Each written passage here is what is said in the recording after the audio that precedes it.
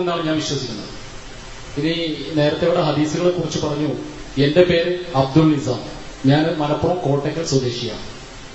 ഞാനൊരു ഫാർമ കമ്പനിയുടെ സെയിൽസ് മാനേജറായിട്ട് ജോലി ചെയ്യുന്നയാളാണ്.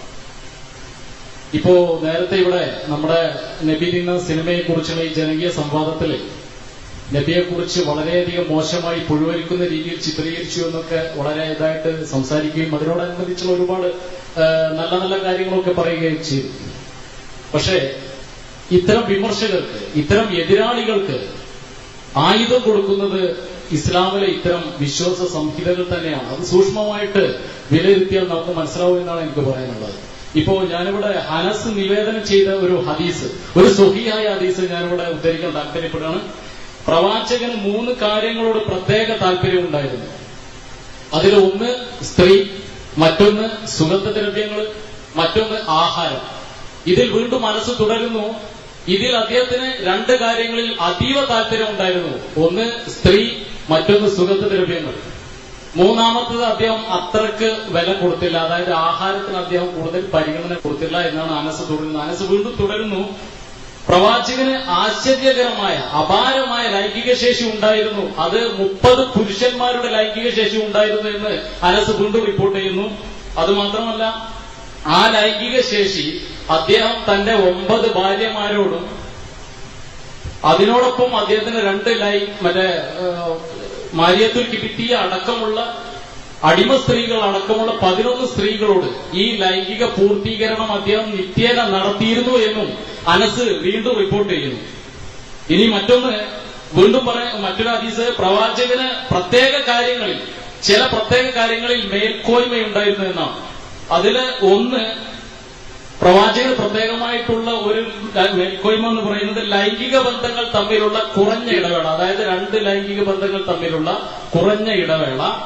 രണ്ടാമത്, യുദ്ധത്തിൽ ശത്രുവിനെ അടിച്ചു വീഴ്ത്താനുള്ള കഴിവ്. ഈ 2 കാര്യങ്ങളിൽ അദ്ദേഹത്തിന് പ്രത്യേക മേൽക്കോയ്മ ഉണ്ടായിരുന്നു, മറ്റുള്ള സാധാരണ മനുഷ്യർക്ക് ഇല്ലാത്ത വിധം എന്ന് അനസ് വീണ്ടും റിപ്പോർട്ട് ചെയ്യുന്നു.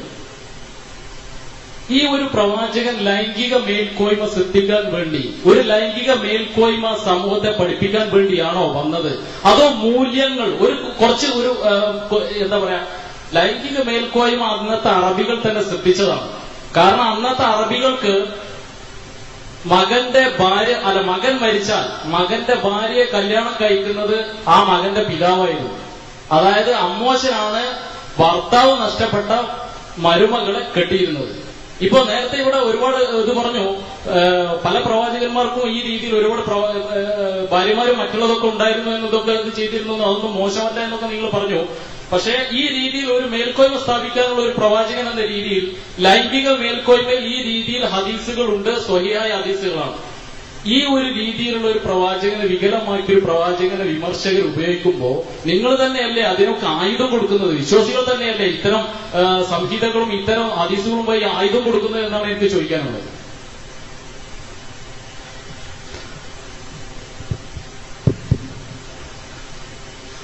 പ്രവാചകൻ സല്ലല്ലാഹു അലൈഹി വസല്ലമക്കെതിരെയുള്ള വിമർശനങ്ങൾക്ക് വിശ്വാസികൾ തന്നെയല്ലേ ആയുധം കൊടുക്കുന്നതെന്ന് പറഞ്ഞിട്ട് എന്റെ സുഹൃത്ത് പേര് വെളിപ്പെടുത്താതെ വെളിപ്പെടുത്തി, എന്നാൽ വെളിപ്പെടുത്തിയ പേര് വെളിപ്പെടുത്തേണ്ടതുണ്ടോ എന്ന സംശയമുള്ള സുഹൃത്ത് കുറെ ഹദീസുകൾ ധരിച്ചിരിക്കുകയാണ്.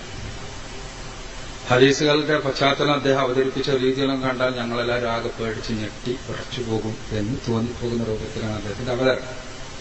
വിഷയം വളരെ സരളമാണ്. പ്രവാചകൻ സല്ലല്ലാഹു അലൈഹി വസല്ലമക്ക് ഏറെ ഇഷ്ടമുണ്ടായിരുന്നത് സുഗന്ധത്തോടും സ്ത്രീകളോടുമാണ്. നമ്മുടെ മനസ്സ് പലപ്പോഴും, നമ്മുടെ മനസ്സിന്റെ പ്രതികരണം പലപ്പോഴും നമ്മുടെ മനസ്സിന്റെ അകത്ത് ഉള്ള വികലമായ ധാരണകൾക്ക് അനുസൃതമായിട്ടാകും.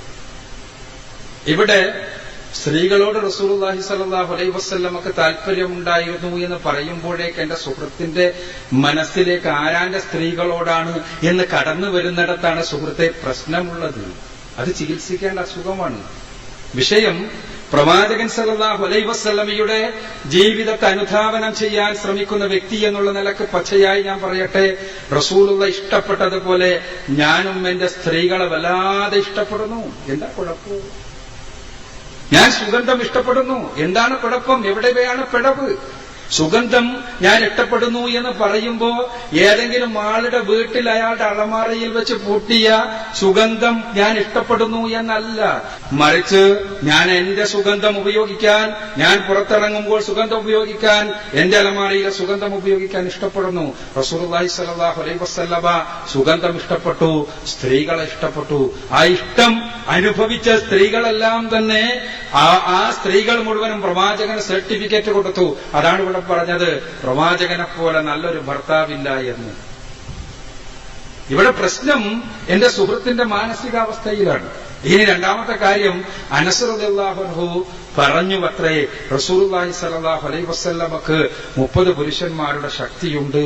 ആ റസൂലുള്ളാഹിക്ക് എല്ലാ സ്ത്രീകളെയും, പ്രവാചകന്റെ സ്ത്രീകളെയെല്ലാം തന്നെ സംതൃപ്തമാക്കാനുള്ള കഴിവുണ്ട് എന്ന്. ആധുനിക കാലഘട്ടത്തിൽ ജീവിച്ചിരിക്കുന്ന ആളുകൾ എന്നുള്ള നിലക്ക് എന്റെ സുഹൃത്തിനോടും നമ്മളോട് എല്ലാവരോടും എനിക്ക് ചോദിക്കാനുള്ളത്, പുരുഷന്റെ ശേഷി എന്താണ് സുഹൃത്തുക്കളെ? പുരുഷന്റെ ശേഷി എന്താണ്? സ്വന്തം ഭാര്യമാരെ സംതൃപ്തമാക്കാൻ പുരുഷന് കഴിയുന്നു എന്നത് നന്മയാണോ തിന്മയാണോ എന്റെ സുഹൃത്തെ? സ്വന്തം സ്ത്രീകളെ തൃപ്തിപ്പെടുത്താൻ പ്രവാചകന് കഴിയുമായിരുന്നു എന്ന് സഹാബിമാർ മനസ്സിലാക്കി. അത് വസ്തുതയാണ്. ആ പ്രവാചകന് എത്ര സ്ത്രീകളുണ്ടെങ്കിലും അവരെയെല്ലാം വരെ കാഴ്ച വസ്തുക്കൾ മാത്രമായി സ്വീകരിച്ചതല്ല റസൂലുള്ളാഹി സ്വല്ലല്ലാഹു അലൈഹി വസല്ലം. ഇസ്ലാം ലൈംഗികതയെ അടിസ്ഥാനപരമായി മനസ്സിലാക്കേണ്ട കാര്യം അതാണ്. ഇസ്ലാം ലൈംഗികതയെ, സെക്സിനെ ഒരു തിന്മയായി കാണുന്ന ആദർശമല്ല. ആദാം പാപം ചെയ്തപ്പോ, ഹവ്വ പാപം ചെയ്തപ്പോ ഉണ്ടായി വന്ന ഒരു തിന്മയാണ്, പാപത്തിന്റെ ഫലമാണ് സെക്സ് എന്നുള്ള ധാരണ തിരുത്തുകയാണ് ഇസ്ലാം. സെക്സ് ഒരു ആരാധനയാണ് എന്ന്, സെക്സ് ഒരു ഇബാദത്താണ് എന്ന് പഠിപ്പിച്ച റസൂലുള്ളാഹി സ്വല്ലല്ലാഹു അലൈഹി വസല്ലം. സ്വന്തം ഇണയുമായി നിങ്ങൾ ലൈംഗിക ബന്ധത്തിലേർപ്പെടുക, അത് പടച്ചതമ്പുരാന്റെ അടുക്കൽ നിങ്ങൾക്ക് പ്രതിഫലം ലഭിക്കുന്ന ഇബാദത്താകുന്നു, അതൊരു സൽക്കർമ്മമാകുന്നു എന്ന് പഠിപ്പിച്ച റസൂലുള്ളാഹി സ്വല്ലല്ലാഹു അലൈഹി വസല്ലം.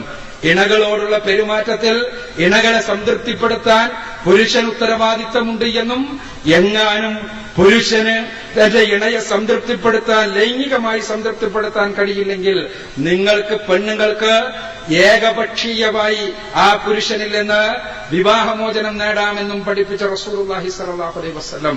അദ്ദേഹം വിവാഹങ്ങൾ ചെയ്തപ്പോ ആ വിവാഹങ്ങൾ ചെയ്ത സ്ത്രീകളെ അവർക്ക് സംതൃപ്തി നൽകാൻ, അത് കുടുംബപരമാണെങ്കിലും സ്നേഹത്തിന്റെ കാര്യത്തിലാണെങ്കിലും അതേപോലെ ലൈംഗികമായ കാര്യത്തിലാണെങ്കിലും എല്ലാം തൃപ്തിപ്പെടുത്താൻ റസൂലുള്ളാഹി സ്വല്ലല്ലാഹു അലൈഹി വസല്ലമക്ക് കഴിവുണ്ടായിരുന്നു എന്നത് ഒരു മോശമായി ചിത്രീകരിക്കാൻ പറ്റാത്ത കാര്യമായി, ആളുകളുടെ മുന്നിൽ പറയാൻ പറ്റാത്തൊരു കാര്യമായി എന്റെ സുഹൃത്തിന് തോന്നുന്നത് ചിലപ്പോ അദ്ദേഹത്തിന്റെ മനസ്സിന്റെ പ്രശ്നമായിരിക്കണം എന്നാണ് എനിക്ക് തോന്നുന്നത്. എന്തെന്നാൽ ഇന്ന് കേരളത്തിലുള്ള ഏറ്റവും വലിയ പ്രശ്നം എന്താ? കേരളത്തിൽ 500 കോടി രൂപ വിറ്റുവരവുള്ള ഒരു ബിസിനസ്സാണ് ലൈംഗിക ഉത്തേജമാർഗ മരുന്നുകളുടെ വിൽപ്പന എന്നാണ് അടുത്തൊരു പഠനം കാണിക്കുന്നത്. അതിന്റെ അർത്ഥം എന്താണ്? ലൈംഗിക ഉത്തേജക മരുന്നുകൾക്ക് വേണ്ടി ആളുകൾ പണം ചെലവഴിക്കുന്നത് സംതൃപ്തമായ ലൈംഗികത പങ്കുവെക്കാൻ കഴിയാത്ത അവസ്ഥാവിശേഷം ഉണ്ടാകുമ്പോഴാണ്. അതിന് പണം ചെലവഴിക്കുന്ന മനുഷ്യരുടെ മുന്നിൽ ഇതാ റസൂലുള്ളാഹി സ്വല്ലല്ലാഹു അലൈഹി വസല്ലമയെ മാതൃകയാക്കിയെടുത്തുകൊണ്ട് നമ്മൾ പറയും, പ്രവാചകൻ സ്വല്ലല്ലാഹു അലൈഹി വസല്ലമ പഠിപ്പിച്ച ജീവിത രീതി നിങ്ങൾ സ്വീകരിക്കുക. അവിടെ നിങ്ങൾക്ക് നിങ്ങളുടെ ദാമ്പത്യ പ്രശ്നങ്ങൾക്ക് പരിഹാരമുണ്ട്, നിങ്ങളുടെ കുടുംബ പ്രശ്നങ്ങൾക്ക് പരിഹാരമുണ്ട്, നിങ്ങളുടെ വ്യക്തിപരമായ പ്രശ്നങ്ങൾക്ക് പരിഹാരമുണ്ട്, ലൈംഗിക പ്രശ്നങ്ങൾക്ക് പരിഹാരമുണ്ട് എന്ന്. അവിടെ എന്താണ് പ്രശ്നം? അതേപോലെ തന്നെ റസൂലുള്ളാഹി സ്വല്ലല്ലാഹു അലൈഹി വസല്ലമ യുദ്ധത്തിൽ നിപുണനായിരുന്നു എന്നതാണത്രേ വലിയൊരു പ്രശ്നം. അടുത്ത ഇഷ്യൂ അതാണ്. എന്താ? റസൂലുള്ളാഹി സ്വല്ലല്ലാഹു അലൈഹി വസല്ലമ യുദ്ധം ചെയ്യുമ്പോ ശത്രുവിനെ കീഴടക്കുവാൻ റസൂലുള്ളാഹി സ്വല്ലല്ലാഹു അലൈഹി വസല്ലമക്ക് കഴിവുണ്ടായിരുന്നു. തീർച്ചയായും യുദ്ധം ചെയ്യുമ്പോ യുദ്ധമുന്നണിയിൽ നിന്ന് പോരാടുന്ന സമയത്ത് ഒരു ചെകിടത്തടിച്ചാൽ മറ്റേ ചെകിടും കാണിച്ചു കൊടുക്കുക എന്ന ആശയമല്ല റസൂലുള്ളാഹി സ്വല്ലല്ലാഹു അലൈഹി വസല്ലം പറഞ്ഞത്. മറിച്ച് റസൂലുള്ളാഹി സ്വല്ലല്ലാഹു അലൈഹി വസല്ലം പഠിപ്പിച്ചത് യുദ്ധമുന്നണിയിൽ ശത്രുവുമായി പോരാടുമ്പോൾ ഒരു പോരാളിയായി, വില്ലാളി വീരനായി, ഒരു സൈനികനായി ശക്തമായി പോരാടണമെന്നാണ്. അവിടെ തന്റെ സഹാബിമാരെ യുദ്ധത്തിന് പറഞ്ഞയച്ച് വെറുതെ ഇരിക്കുകയല്ല എന്ന് റസൂലുള്ളാഹി സ്വല്ലല്ലാഹു അലൈഹി വസല്ലം. അലി റളിയല്ലാഹു അൻഹു പറയുന്നു, ഞാൻ ബദറിൽ യുദ്ധരംഗത്തേക്ക് നോക്കുമ്പോൾ എല്ലായിടത്തും മുന്നിൽ റസൂലുള്ളാഹി സ്വല്ലല്ലാഹു അലൈഹി വസല്ലമയെ കാണുമായിരുന്നു എന്ന്. യുദ്ധത്തിന് നിപുണനായിരുന്നു റസൂലുള്ളാഹി സ്വല്ലല്ലാഹു അലൈഹി വസല്ലം. അവിടെയും പ്രവാചകന്റെ മാതൃകയുണ്ട് സുഹൃത്തെ. റസൂലുള്ളാഹി സ്വല്ലല്ലാഹു അലൈഹി വസല്ലമയുടെ മാതൃകയുണ്ട്. മുസ്ലിങ്ങളെ സംബന്ധിച്ചിടത്തോളം യുദ്ധത്തിൽ നൈപുണ്യം എങ്ങനെ വേണമെന്ന്, എങ്ങനെ ശത്രുവിനെ പോരാടുന്ന സമയത്ത് ശത്രുവിനുമായി എങ്ങനെ പോരാടണമെന്ന്, ശത്രുവിനെ കീഴ്പ്പെടുത്തണം എന്ന് എല്ലാ കാര്യങ്ങളിലും റസൂലുള്ളാഹി സ്വല്ലല്ലാഹു അലൈഹി വസല്ലമയുടെ മാതൃകയുണ്ട്. ഇവിടെ ഹദീസുകളല്ല പ്രശ്നം, മറിച്ച് ആ ഹദീസുകൾ വായിക്കുന്ന ആളുകളുടെ മാനസികമായ അവസ്ഥയാണ്, നിലവാരമാണ് യഥാർത്ഥത്തിൽ പ്രശ്നം.